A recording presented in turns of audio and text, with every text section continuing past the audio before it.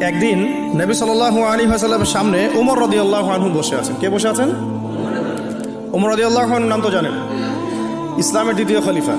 তিনি জাস্ট এমনি কৌতূহলবশত দেখছেন, দেখে নবীজিকে বলছেন যে তাওরাতে কিছু সুন্দর কথা আছে ইয়া রাসূলুল্লাহ।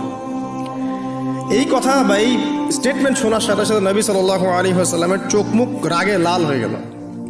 হাদিসটা মিশকাতে আছে। রাগে লাল হয়ে নবী সাল্লাল্লাহু আলাইহি ওয়াসাল্লাম বলছেন যে ইয়া ওমর, হে ওমর, তুমি আমার সামনে তাওরাত পড়ছো? জেনে রাখো, লাউ কানা মূসা হাইয়ান, যদি মূসা আলাইহিস সালাম এখন জীবিত থাকতো। তাওরাত কার উপর নাজিল হয়েছে?